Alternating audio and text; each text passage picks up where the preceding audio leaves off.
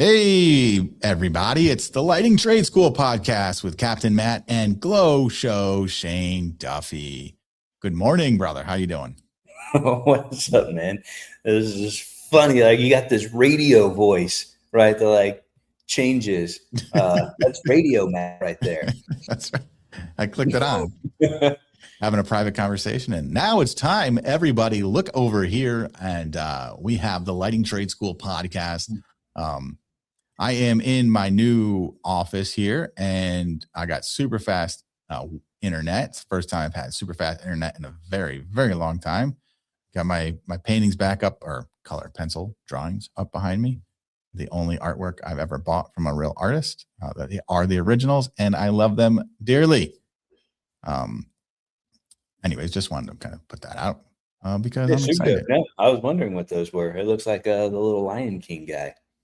Yeah, well, it's a sloth, and it says, it's talking about death and accepting it. Everyone dies, and there's a goat with a skeleton goat, and this one here went viral on like TikTok with him drawing it because it's all colored pencils. And then I was like, I have to have that. So I talked to him. He's like, it's not for sale. I'm like, everything's for sale. That's hilarious. That's a cool story. I mean, that's like Nate. I love it. Nate likes art. I've never bought art, but cool for you. We make with light, though, right? That's right. That's right. So you were sharing with me before this podcast started. Also, guys, check out lightingtradeschool.com for our events. We just had a badass training a couple weeks ago, week and a half ago, out in San Diego. 21 guys, sold out event. Absolutely amazing. All hands on. Check out lightingtradeschool.com. Also check out, if you want to hook up with Shane, see what he's doing and his options. If you're looking to start and just have a brand ready to rock and roll, there is Glow Geeks licenses available. Or maybe you already have an established brand and you need some mentoring on Christmas landscape lighting or soffit lighting. Check out CaptainMattOutdoors.com. All right, Shane, you were listening to a podcast and you had some things popping in your head. Tell me what's going on. Right. So I was just sharing this with you, and I listened to this podcast, and I'll reference it. Right. It was by a guy named Josh Latimer. If you don't know Josh, like Josh is, I think, one of the best speakers in the home service industry. Josh is gold, and he's so well articulated, and so gets his point across, top of the dome, and he can make a good story out of things. Like, I like listening to Josh. He's really, really good. But he was interviewing someone in his podcast. I think it's called The War Room. And this guy was a guy that was multi-millionaire, decamillionaire, came from not a lot, right? He was a firefighter, and he's kind of telling his story. And he has I think he has 200 million views on YouTube. I forget his name. Man, I wish I remembered his name, but that's not really important. But it made me think. They were both sharing, right, how they had people that did not believe in them kind of starting off in their home service journey. Josh, if you ever heard his story, he delivered pizzas in a trailer park before he started a window cleaning business. The other guy was sharing how he was a firefighter and had 20 different side hustles and was trying to make money and kept losing it. And it's just those stories kind of made me think of stories that like I heard, and people that said about me or didn't believe in me. And then I thought, well, I bet there's someone in the audience that like really feels that way. Sometimes business is like the most rewarding highs, and you feel so freaking good. You're in control of your own destiny.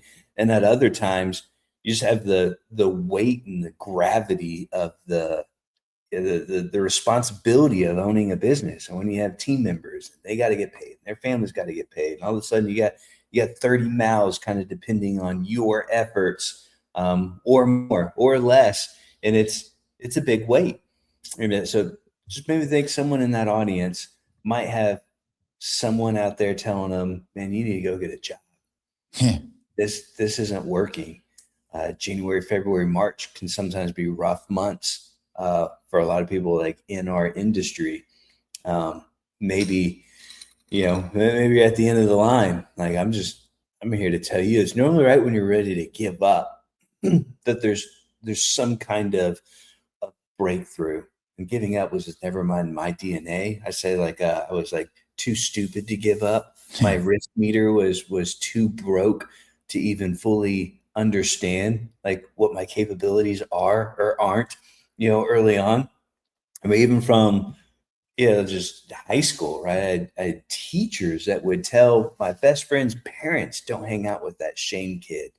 I would have, principals, who'd sit down with me and we're doing college meetings. Yeah, you're never gonna amount to anything.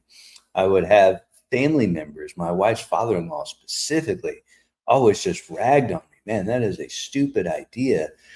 He just always thought he was better than me, and he wasn't. I mean, we ended up buying our dream home right at 27 years old, and he was like, "All right, you win." I'll never forget that. He came over. Wait, He did you saw say your wife's father-in-law? Isn't that your dad? my wife's father, who is my father-in-law. Oh, I said okay. I that. was like, Yeah. I remember, right? He walks into this super badass house on 8 acres, and we bought it. I was 27. He silently said, "All right, you win." Like there's like this internal competition, right? Who's the better entrepreneur? That's kind of funny. He literally said those words. Because at some point you become so successful, it's, shut the fuck up, right? yeah, Like, yeah, I made it. And you guys, like, if you're listening there, like, you will get to that moment, at some point. I think if y'all have been listening long enough, our taglines like dipshit millionaires. And like I say that, and I came up with that tagline because really we all are Nate, Matt, me. Like, I don't think there's ever anything inherently like amazing or characteristically awesome. I was never super gifted creatively, or as a leader. Those things were learned. I think I had some core traits that make me who I am. But like all that stuff, like no one would have thought, that I'd be a multi-millionaire. At this level, and right, the best is yet to come. So we had yeah. kids as teenagers. I went to jail multiple times, 3 times. So if you don't know my story, I had a lot of people, right, that didn't believe in me. And a lot of stories that there's no way you would even believe if you didn't know me. Yeah, absolutely. And that was just last week for you, right? No. Okay. Yes. Now you have an awesome story. And I think, I totally agree. Cause same thing in high school, the counselors even gave up. They're like, "We're not going to even do college meetings with you, Matt. Like we're good. Like, don't go. We agree. Like, go work at McDonald's." And, I had a lot of, failed business ideas, failed businesses. I had, just trying to remember all of them, right? I think I had 3 marketing companies that flopped. I had definitely 3 or 4 real estate, partnerships that, were buying real estate, totally flopped. Started an ancestry company. I was going to like research family trees, and then ancestry.com came out. And then I was going to do like wrestling t-shirts and all that. And, they wouldn't provide anything. So, I mean, all these things. And I just never gave up though. Like I was like, I keep a quote in my wallet. I used to, I've done work in current wallets. And it said, "The greatest feats are accomplished by those too stupid to know they're impossible." It goes same thing with dipshit millionaire. It wasn't like, I know I can do this. It was like, yeah, I'm just gonna you can just do it. Like, why couldn't I? When everyone else is like, "You're an idiot." And then when I started the Christmas guys, right back in 2009, and it wasn't even like, Facebook had just opened up to non-college people. So it wasn't even like an industry yet. I mean, there was obviously people doing it, right? But people laughed at me, friends and family, like literally just laughed in my face when I told them about it, or I was trying to find someone to help me work. And literally, people will never pay you for that, for Matt. Like, just go work, like go back to your job. I was still working, I was side hustling, and everyone laughed at me. I can't pinpoint like one person that was like, "Wow, man, this is going to be awesome. You're going to do it." Right. And the same people literally came to work for me, years later, and now call me for advice. And it's like, yeah, it's funny how those of us dipshits who are just like, it's going to work at some point, I'm just going to keep fucking doing it. So if you're listening to this and you might be in that same boat right now, you might have had a bunch of failures, or maybe you had a win here, a loss there, and you just know your family, your friends, you don't feel supported. Like, fuck them. Like surround yourself with guys like me, guys like Shane, other guys who know what you're doing, because it can be very lonely as an entrepreneur, because we all know when we're starting out, before we've proven anything, uh, everyone thinks that we're a failure and laughs at us. Like, it's just true. And it's so funny. We can go get a entry level job making $27,000 a year, and people are like, wow, dude, that's fucking great. You're really on the way. You start a business, most people are going to laugh at you and tell you you're stupid, which there's a meme that someone sent me on Instagram, and it was Jonah Hill. And he's sitting at a table with a girl that he's on a date with. And the meme like this said, conversations when you're talking to people who aren't entrepreneurs or something like that. When you talk to someone who's not building a business, and Jonah Hill's like, so do you like weather? Yeah, something. Yeah, I almost can't relate, right, to someone who's not sitting there and building a business, and we're not on the same wavelength. One thing that I would attribute to, and you just kind of triggered this thought, that I would say from my early teens, late teens, right? I sought after and found mentors who had what I want and kind of plugged in and got as close to them as possible. Because I didn't have like a family of entrepreneurs or even a family of success. We were all just kind of lower middle class, barely making it. So I took that, and literally, like, to this day, still, I try to surround myself with people where I am the lowest on the totem pole. So it makes me feel strive. Like, if you're the richest guy in the room, you're in the wrong room. You need to change rooms. Yeah. And perfect example. One of the reasons you and I love going to the desert to hang out with Nate and his friends, right? I want to be the poorest and the dumbest person in the room. That's where the only way to go is up, and it's awesome. One of my coaches, when you are always the most successful or the richest or the smartest, however you want to say it, in the room, it can really fuck with your head, because you become the king of the shitheads. Not that those people are shitty people, but it's just a term. Yeah, I'm king of the shitheads.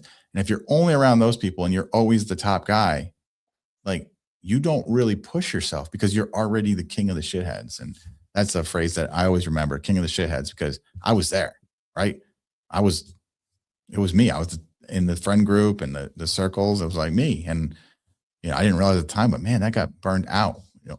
People who work for other people do not understand the weight of payroll, do not understand the weight of, there's not a job on the book next week. I got fucking 4 guys that are expecting me so that they can feed their family. Like, I don't get a week vacation that I can say, hey, don't send me any emails. Like, don't worry about it. Like, call somebody else. And that can be super bad for your mind, because you just end up not growing. You already think you achieved everything. I know I was in that spot. Like, you're fucking better than this. Da, da, da, da. So, yeah, if you're out there, right, chin up, right, you're in the right spot. You are my people, in the trenches, out there growing it, plugging with someone, fill your mind with positive information. This made me also think, on that podcast where they start, I can't help but to laugh. If you could just sub this out to entrepreneur, it says, well, you probably can't read it backwards, but you're an awesome mother. Keep that shit up. Coffee mug. You're an awesome entrepreneur. Keep that shit up. So the podcast started to talk about when you get a little bit of success. So now I'm talking for you guys out there that have started paying you guys, right? You're making a salary, you're making some money. I think sometimes, right, as business owners, we kind of get in this mindset of paying ourselves not what we're worth, because we're reinvesting it. We're building something.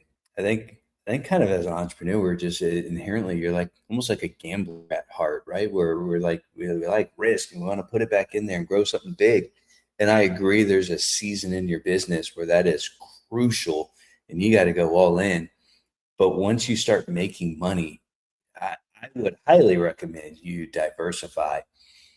Our goal for 2026 is 6 different incomes, making Shane 6 figures.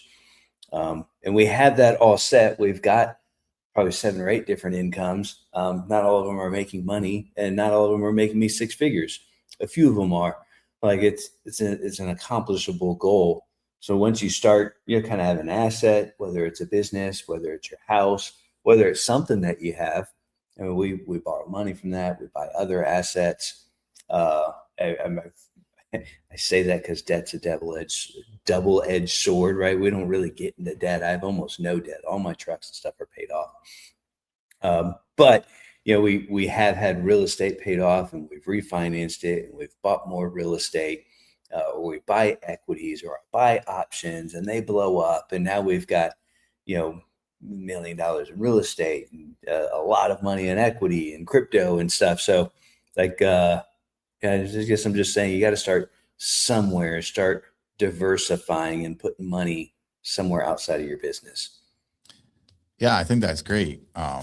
Amazing. We should do a call there, kind of how you got started on some of those things. I know I tell you often, right? Like I can learn from you on that. I often say I am amazing at making money, but I am equally amazing at spending it. You know what I mean? But it's never, so much of the time it's in the business and, working alongside of guys in huge businesses and my coaching, with my coach, what happens is, and you've heard me say the king eats first, and it's super important. Yes, there's that season where you're not making any money, but I know I've been, when we're doing, the most amount of revenue. I remember that first year hitting like 1.4, 1.5, 1.6. Like I made the least amount of money, and I did that for like 3 years. I'd go 6 to 8 months without taking a paycheck at all. And what happens is burnout, because I'm building something, but will it fucking take 20 years to give me a fucking nickel? Will it take 50 years? Right. So it's not just me, it's anybody, right? You get to a point where you're like, well, what the hell am I doing? And then you start burning things down, right? It's just what you do, like this burn. I know how to start, let me go back to the fun shit of nitty gritty, starting over, doing it all over again. So I like to encourage people, yes, diversify, but also it is important to celebrate yourself with some of your wins and enjoy some of the fruits of your labor. Like I went fucking 15 years without ever taking a vacation, not because I couldn't afford it, because I was always making sure I had something to do with the business, always making sure I had to spend money on the business. I was stupid, right? You do need to celebrate. I'm not saying go blow all your money, right? Diversify it, but also make sure you enjoy some of the fruits of your labor. It's super important. I had a mentor always say, his name is Aaron Walker, out of Nashville, and Big A would always say, don't come home with a pocket full of money to an empty house. Yeah. Don't be gone so much and grinding so hard that you lose, what's most important. Your comment made me think of that. Yeah. It's a great point. Great point. All right. Well, I think it's a pretty good one. You got anything else you want to add, or you want to wrap this up? No, yeah, I'll wrap it up. That's kind of short and sweet. That was on my mind. Just, I mean, if you're out there and you are in the trenches and it doesn't seem like things are moving, like plug in with someone who's been there where you are. You're not alone. Every entrepreneur goes through these. And if you're on the other side of that, you're able to start making yourself some money just before you go out and start buying expensive vehicles and taking expensive family vacations, right? Like build up that emergency account, throw some money in some investments. It's probably one of the hardest things to do is get to $100,000 in savings or in the stock market or something. Like once you do that, like it snowballs to $1 million really, really quick. Like got to get that seed, I guess, put in other places other than your business. Yeah. It's like mental training too. It's like reps with anything else, right? Hey, everyone should have at least, 3 month savings, safety net. And so, well, if I can do 3 months, why can't I do 6? If I can do 6, why can't I do a year? But it's a mental discipline. If you have nothing in savings right now, it sounds like that's fucking crazy talk. You guys don't understand, blah, blah, blah. Yeah, we're all there, man. All of us. Mental discipline. You got to put in the work, just no different than working out. You need the reps to learn how to get there. So reach out. We're here for you. lightingtradeschool.com. All of our various social. Follow us on Instagram, Facebook, all that shit. Are you Glow Show Shane on the Instas, on the Facebooks? On the Insta, Glow Show Shane. Glow Show Shane, Duffy on Facebook. I'm Captain Matt. Captain Matt Official on Instagram. Hope you all have a great day. Go make some money and don't give up. Talk to you soon.